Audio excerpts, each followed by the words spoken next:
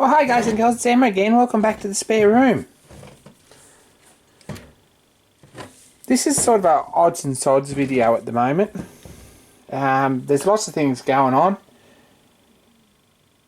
And I've done a bit of all my projects this weekend. And probably haven't made a lot of progress, but let's have a bit of a look here. First thing that I've done is started cleaning up this shaper. At some point this has been dropped, and this hand wheel, which I don't think is original, it's not really big as the one that's in all the pictures I've ever seen, has been welded on here. If you have a look, it's pretty ugly. I've had this in some evaporust, and as you can see, it's really not a very clever weld job. Looks alright from the top in places, put enough body filler in it, but on the bottom it's really ugly. So I pulled this apart, and I would really like this thread to be an inch longer. It'd be nice, because as we are we've only got sort of we've only got sort of probably an inch travel. Probably enough, but it'd be nice to do something about that. This needs probably taken off here and machining down, or machining off completely, and a nice three ball handle on here would be nice. This is the top slide, or the vertical feed for the shaper, so it's cleaned up all right. It's certainly a lot cleaner than it was. And while it's in this condition, I'm probably going to slag a bit of paint on the rough cast parts, but I'd like to do something about that. So open for suggestions. I think I've sort of worked out what I want to do, but if anyone has any good ideas that we can add to it. While we're at it, see the oil flaking there on the scrape surface. Really nice job, whoever's done that in the olden days, but it's still there, so it hasn't seen a lot of use. So that's the slide off the shaper. That's the first thing I wanted to show you. So next thing on the list of jobs that are getting a bit of attention is these very ugly two Wilesco steam plants that I've picked up recently for very little dollars. I've sort of started and given one of the bases a bit of a clean up and a coat of undercoat, and I'll find some top coat for that, some colour I guess. I've cleaned up the engine, such as it is. It's a pretty rotten little engine. The crank pin's quite well worn there, and we're going to have to do something about fixing that. And cleaned up the little drip tray to paint.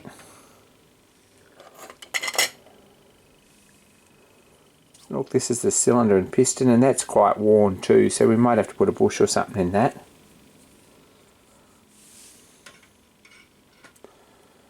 But it's a little oscillating engine.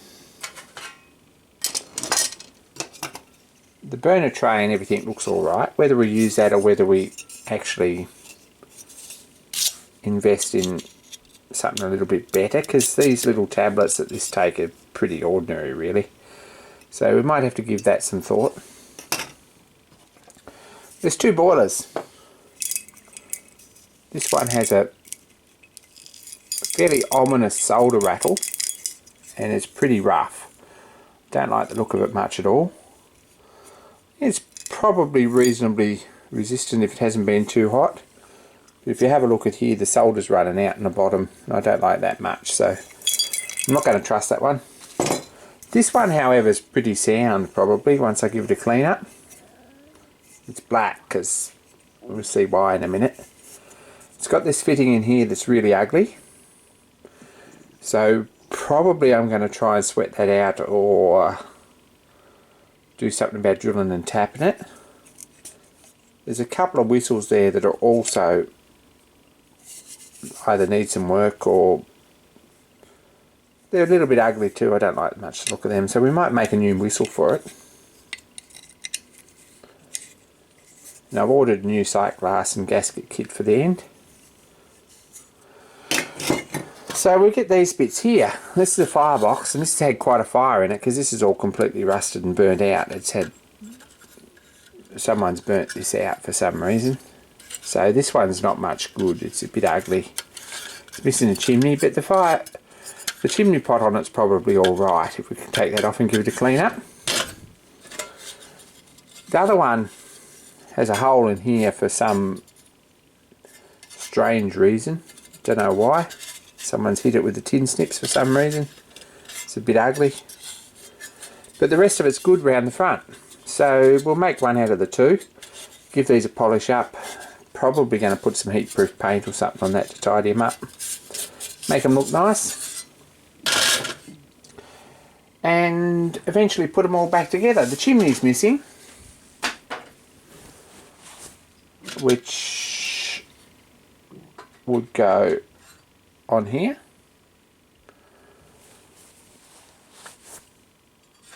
And we might make something up for that. And maybe we might pipe the whistle up the chimney or something like that. We'll see how we go with that. But it's a fairly basic little steam plant, and probably I'm going to get it up to spec and either move it on or sell it or try and raise some pocket money. Or hang on to it if it's nice enough. So let's have a bit of a look. So that's another job that we've been working on this weekend.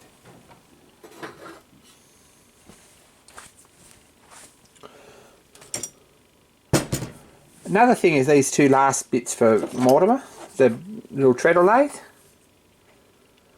Giving these a bit of a clean up.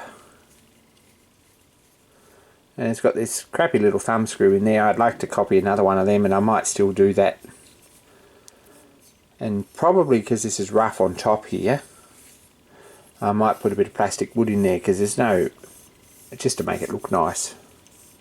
Sorry, some DevCon or something. We won't put plastic wood in it, I promise. So they're coming together, and we've spent a little bit of time on them. This one I've set up on this angle block, nice and square, and we've drilled him and tapped him a bit bigger size. I'm going to make a plug for him and re-drill him and tap him to the right size, and that one should be as good as new too, and we put some paint on them. After the video on mounting the chuck, I'm not sure how many people actually saw this earlier on in the series. This is the new faceplate drive dog that I made for this treadle lathe. It's got it cast up and machined. It's actually pretty nice. I think I'm quite pleased with that, but that screws on where the chuck screws on it's supposed to, with the drive dog on the middle. So that's what the lathe had, and it's probably what we're going to use more often than the chuck, but we had the chuck there, so we fitted it up. So that might be of interest to someone. What else has happened this week? Here we go. Pick these up. Been looking for a set for a while, and these were more expensive than I probably should have paid, but no one else seems to have them. And this is a set of BA spanners. They're not very big, as you can see. 4, 6, 8, 10, 9, 11, 7 and 5, 1 and 3, and 0 and 2. So there's a set there, and they seem to be pretty good. They're laser tools. They come from a four-wheel drive place in South Australia somewhere, I think. They hit me a bit for the postage, but that's a nice little set. And some of you will be very pleased when I get back on the Myford Boy engine to see that I've actually bought some. So next thing is this set of fillet gauges. There was quite a number of people who put their hand up and said, hey look, I'd really like those. And that's pretty cool because I'd like them to go to a good home. Over this coming week I'm going to pick someone and let them know, and I might even put that in a video a bit later on, but they've been spoken for, so that giveaway is closed. And thanks for all your comments on all my videos. It's really nice to interact and to get some feedback from people. That's pretty cool. It's one of the fun parts of the whole deal, I think.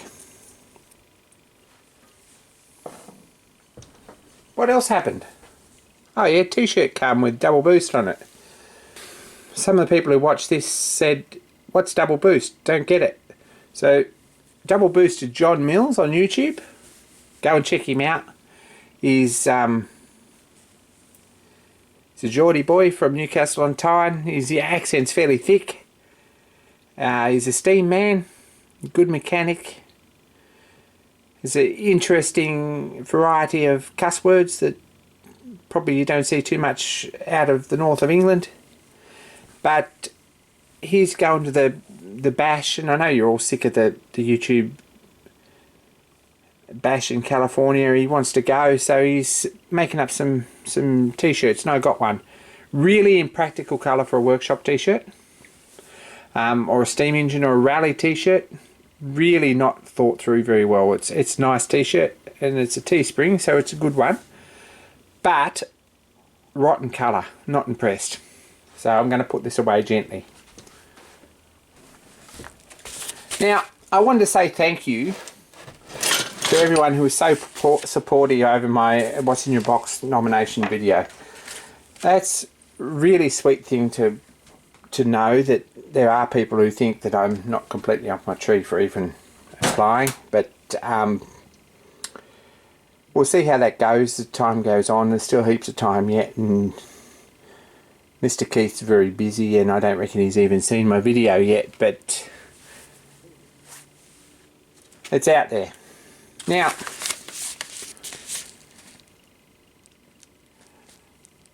a crazy mate of mine down in Sydney sent me this out of the blue, and it was in my post office box and I didn't know what it was. So it's got Keith finger. What's in your box? Urgent. And when we opened it up, it's got a bit of paper with a get her out sticker on it. I wish it was a real one. I'm going to put it up here, and one day maybe I'll get a real one. But yeah, a bit disappointing there's no real sticker. And these tin of rusty tools, which are 70% dark chocolate. Some of you saw this on my Facebook or on my Instagram page, and they're like, who would do that? But these are actually chocolates, which is pretty cool, really. They're really well made. They're dark chocolate, and they're dusted in cocoa or something, I guess. It's a pair of pliers and a screwdriver and a hammer. Broken crescent wrench, which may require a weld job, and a hand plane stuff, a pair of pliers, tin snips maybe. So really cool box of chocolates, and thanks John. We got a laugh out of them. It's really nice to get them in the mail. Pretty funny, and yeah, I got a sense of humour, but awesome present. Thanks to our mate John. I'll have another look. I had sort of thought of doing a repair job and infusion welding them, but I don't think it's going to be a particularly practical thing to do. So we're just going to have a look at them. Anyway, that's just a quick video, and it was quick tonight. Really nothing much as such going on in the workshop. In fact, looking for a tap and some drills for this, and it took me nearly an hour cleaning stuff up to find what I was looking for, so I've got to get in and clean this workbench up. I'm going to plug this product too.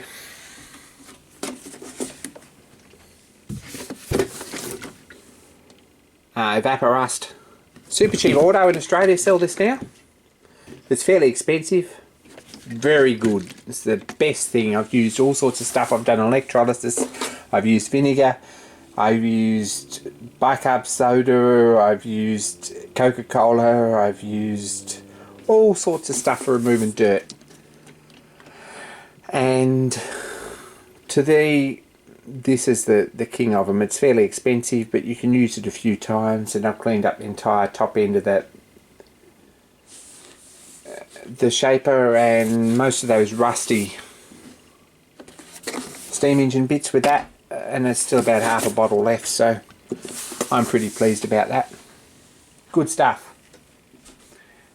Anyway, thanks for watching. Don't forget to like and subscribe and leave a comment, hey? That's the coolest part about YouTube. And more soon. Be kind to each other.